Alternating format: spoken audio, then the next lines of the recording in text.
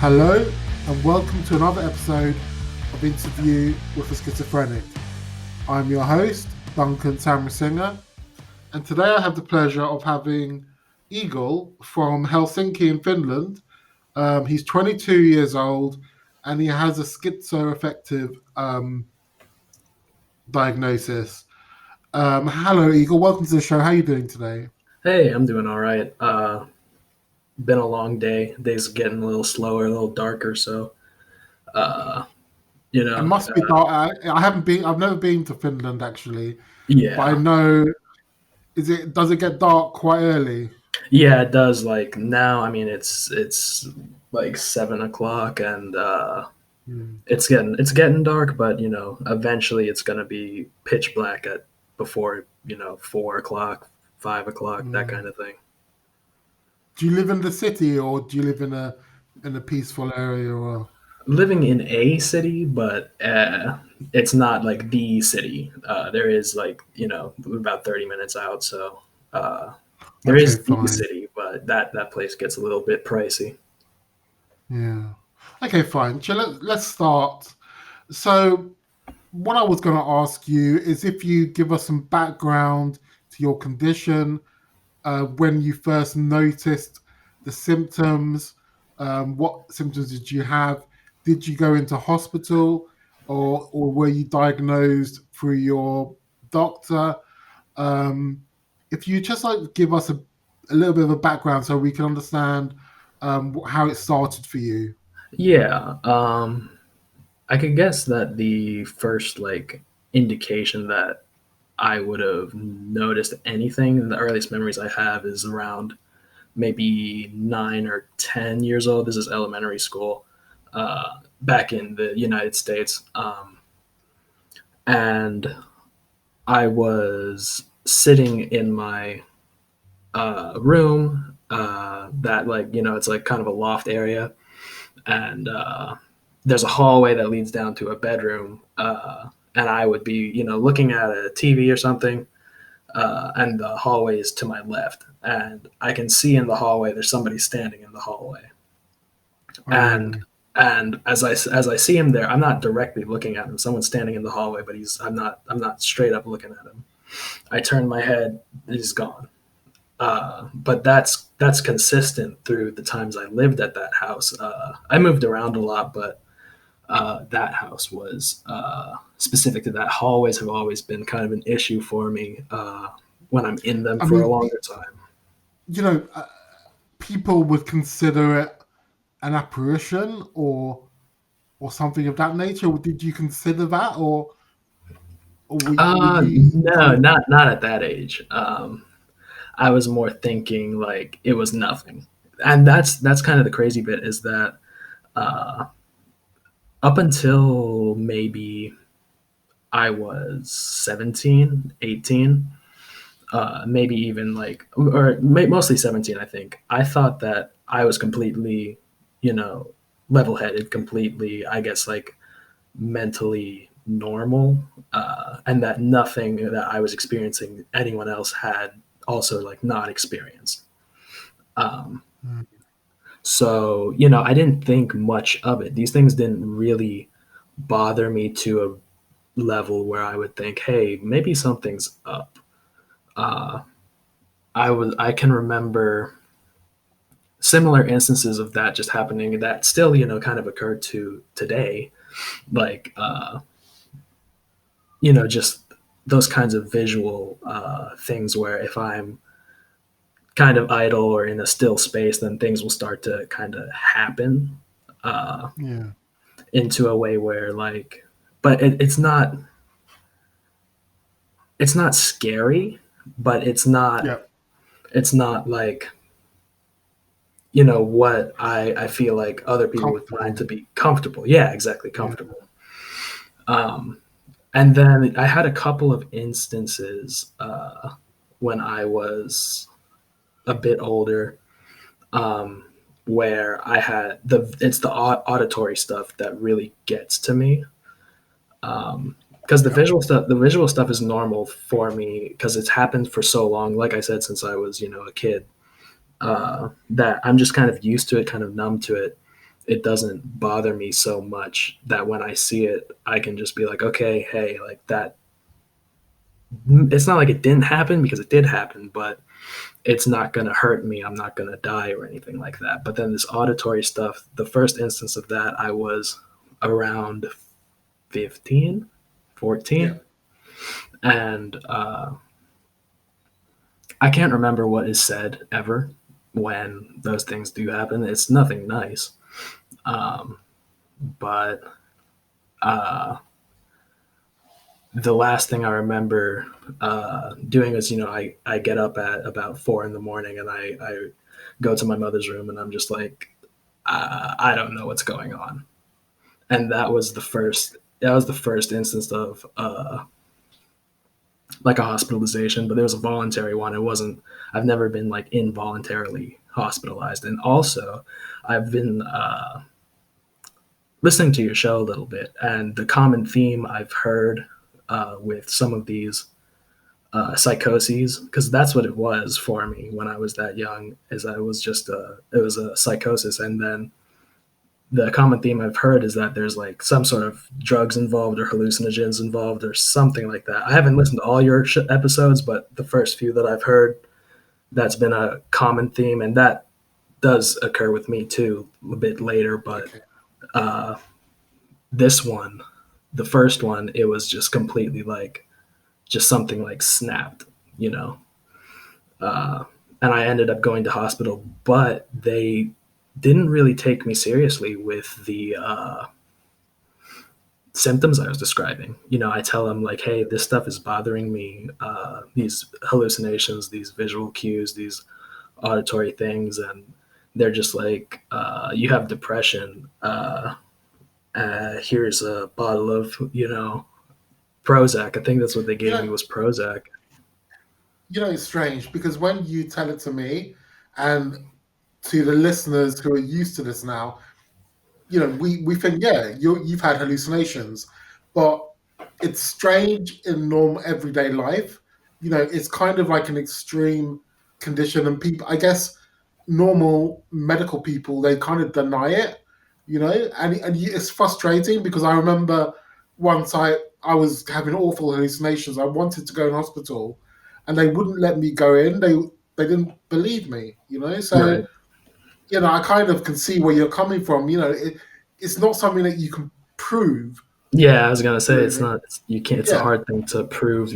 Somebody's. It's like you have to like plug somebody's consciousness into your own so that they yeah. can You experience what can't. you're going through. Yeah, you can't really prove it. So it just comes down to the common human courtesy of trust and the medical physician listening to your symptoms and accepting them, which is Right. what they would do if you had a bad back. You'd say, my back's in pain. It's over there down the left side. Can you have a look? And they would believe you. Yeah. So yeah. So yeah, carry on. So you were in hospital for voluntary admission. Yeah. They and they don't. Oh, so you're talking about they've given you depression medication, Prozac. Yeah, and then they give me anxiety medication. They give me I don't know what's the pharmaceutical term, but in the brand name was Klonopin. Oh, yes, Uh, I've heard of it. Yeah. I think it's a clonazepam or something. Really kind of intense benzo, and they just give me a like, you know, 2 month supply of it in one bottle, and they say, "Hey, man, take that when you feel like you need it." I'm 14 at this point, and I'm like, okay, these things, they make me feel normal, like in a way that I'm not freaking out about the things that I'm stressed out. I'm in high school. I'm in doing extracurriculars. I'm trying to graduate. I'm not doing so well because I'm hallucinating all the time, and so I ended up taking these, uh, benzos for a really long time, and that was not a good idea. Like, I don't know what prescribing doctor allowed me to do that. Like, they should not have given me all that, uh, because that stuff's not easy to come off of when you take it for a really long time. Yeah. So I kind of am a little bitter about that.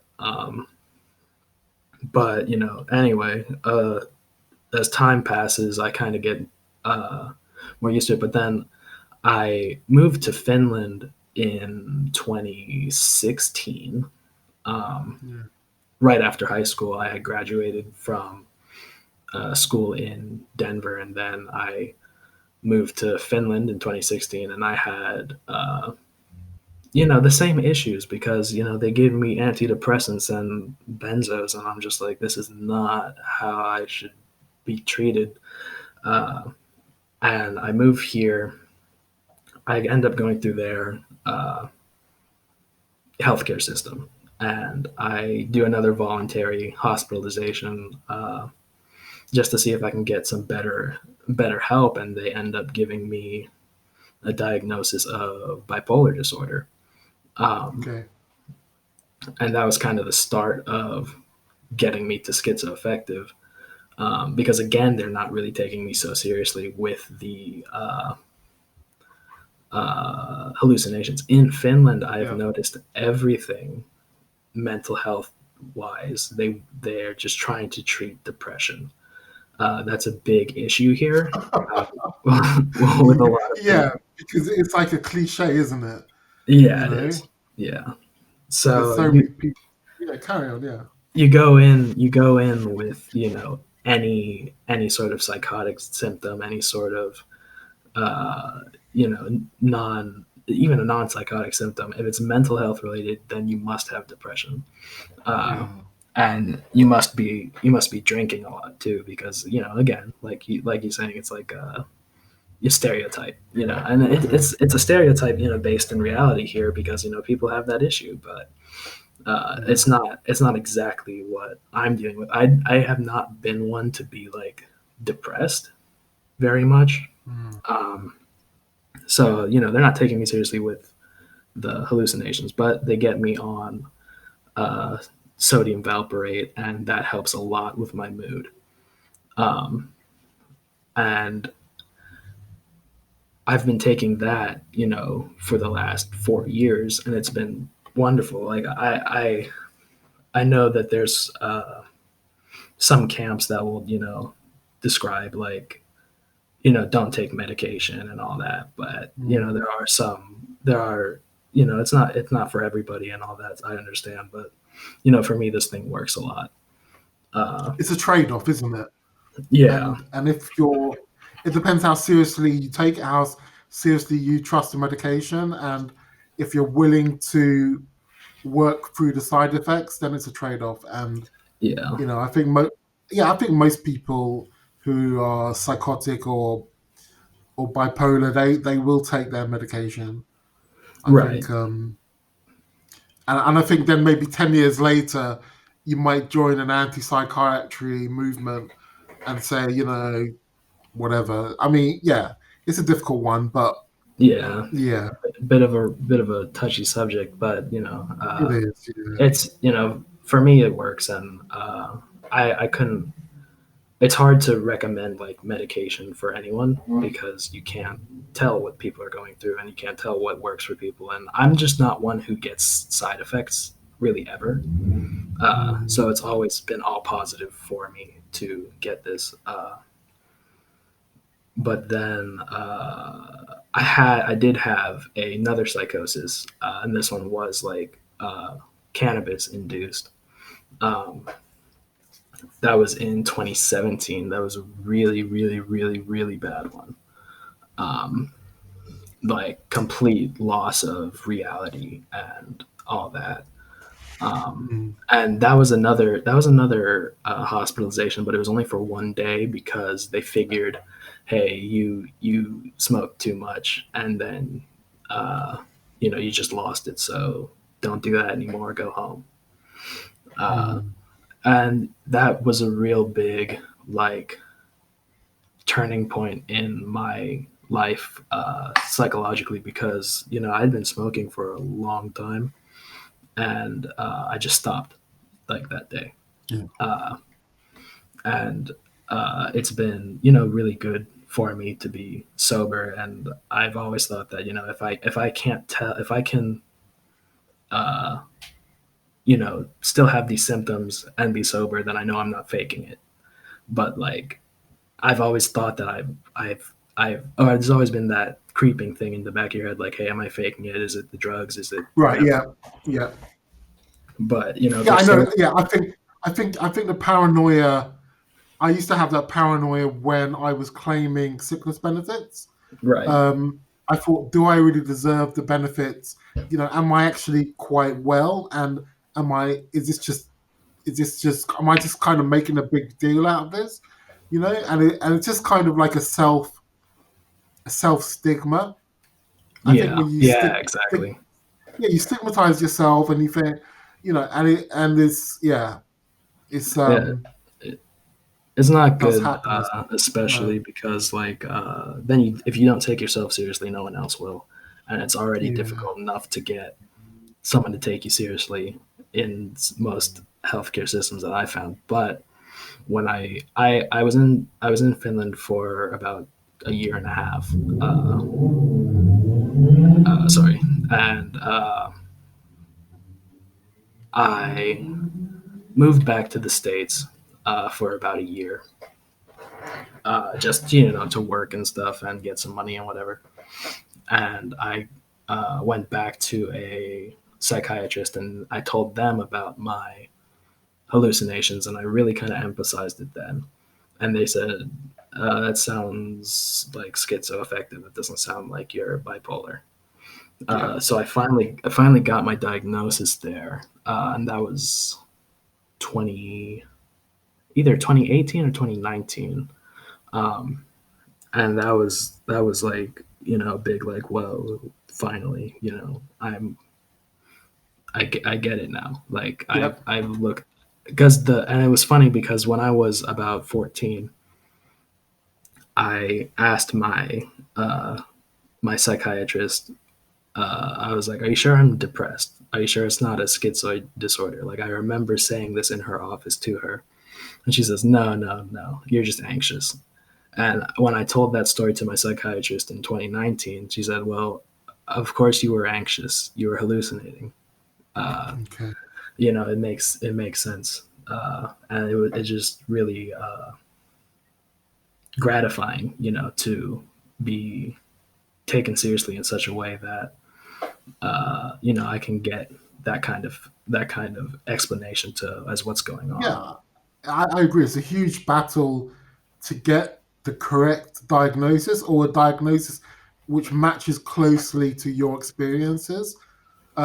Because I mean, I think I only got diagnosed with actual schizophrenia in 2010, and but my other diagnosis was psychotic episodes, and it takes a while for them to take you seriously. You've got to be quite determined to make your voice heard, and I think for you, obviously, you had to go to the United States because in Finland they have, like you say, they have an obsession with depression. So yeah, it's yeah.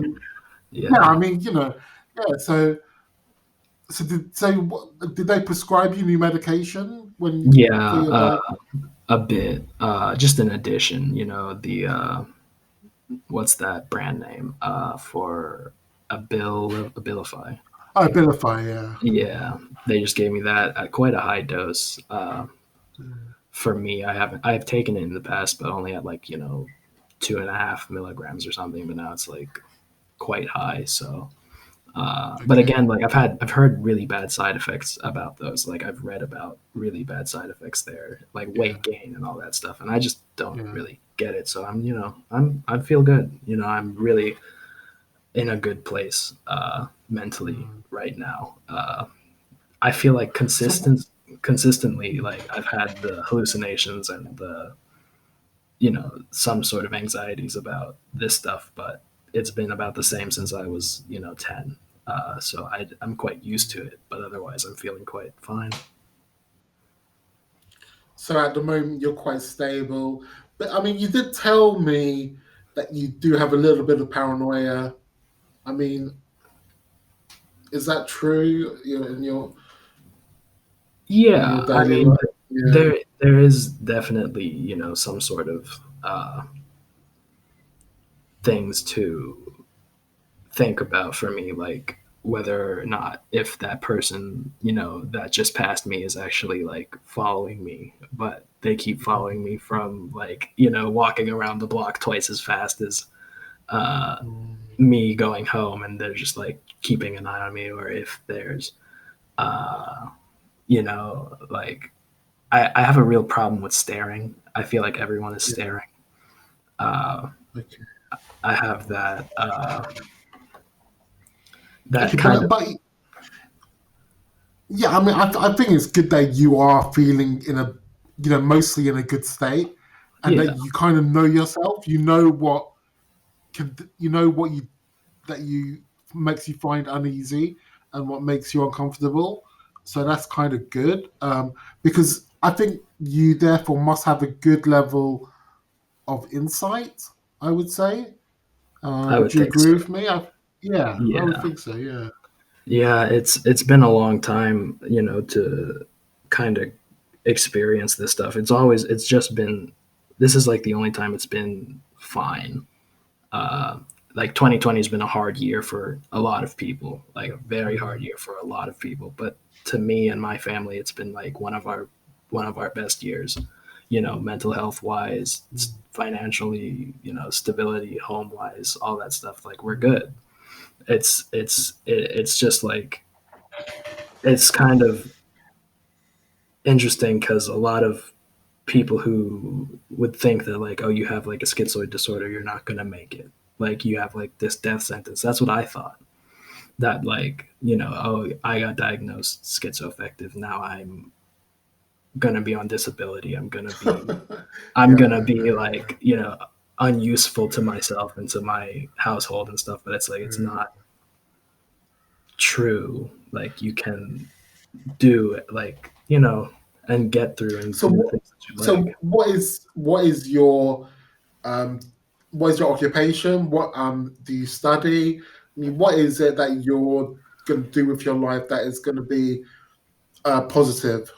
Right now, I'm just waiting for this language school to start back up again because with the whole uh, Corona thing going around, that got put on hold. It was online classes, Yeah. and then it stopped, and then now it's like I have a meeting again to go back, and then January's coming up. January is when all people apply to school. Mm. Uh, so I'm trying to get into this one school I applied to last year, but missed by a margin for forestry. I really like the woods. I really like Oh, uh, really?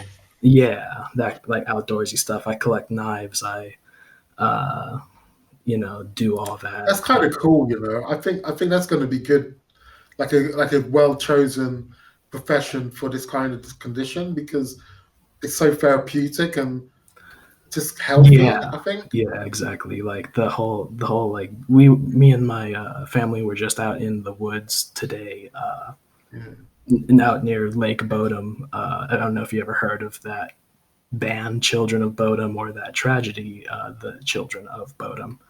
Uh, but we were out there. It's a really pretty place, really, Yeah. kind of deep woodsy kind of deal. But the whole dream is to have the house in Lapland and do the tours and do the expedition guiding and all that stuff uh, in the winter. And That's awesome, man. That's yeah, awesome. Okay, so let me see. I'll ask you some questions. How did your family sounds very supportive? Um, so that I think that's true, isn't it? What yeah, about of your course. friends? I mean, your friends. It must be difficult with you moving different countries from Helsinki to America and back. I mean, what? How did your friends treat you? Because I'm just wondering. I ask these questions because sometimes people do receive some sort of stigma from people they know, and it can be quite painful. And so sometimes you have this condition, and then also your loved ones sometimes they can turn on you, and Yeah, it's just you know what I I've mean? I've only been asked like, "Hey, you're not gonna kill us in our sleep," like once. Yeah. So that Once was is the only. enough. Yeah, Is enough, you once know. is enough. But you know, Yeah. my friends from the states have always been like they kind of knew, so they weren't like tripping about it or anything when that happened. But also, my circles are really small, and I uh, moved around a lot, like you said. So there's not a whole bunch of people who you know and need to know and like care that much. Like so, but with my family, it's all very tight. They don't mind at all. That's cool. Okay, we're almost at the end. What I Yeah. want to ask you, one more question. Well, it's kind of a question is if there's anything I haven't asked you, but you would like to tell me about, any point you'd like to raise, anything, now's your chance. What is it you'd like to say? Um, no, I don't think so. I would say like, you know, it's not it's if you're like the hardest thing for me was just like getting newly diagnosed. Yeah, Um and I would just say for someone who is newly diagnosed, if that's like a scary thing for you, and that you're feeling kind of down about it, it's not you've had it. It's not like you just got diagnosed and now you have it. So you're still you're still you're still okay, like to be living and stuff. So I just think that some words of encouragement better stated than me could would be yeah, it's helpful. yeah. I think I know what you mean. I think there's no reason to be afraid. It's always better to seek help rather than Right. to ignore the symptoms. And it's like what you said earlier. It's not like a sentence, not like a death sentence. You know, No. yeah, you can still, even people who, the services around where if you're not working, there's so many things you can still do. And, so it's just, the main thing is just to get help, isn't it, really? Yeah, I would And, say so. If you're getting diagnosed, you're already there. You're in the yeah, office, so exactly. it's all good. It'll be there. Okay, cool. I think we can wrap this up. Igor, I just want to ask you, what type of music do you like? So I can add it on to the end. Music. All right. Well, I'm a total metalhead, but if I would be remiss not to plug my friend's band.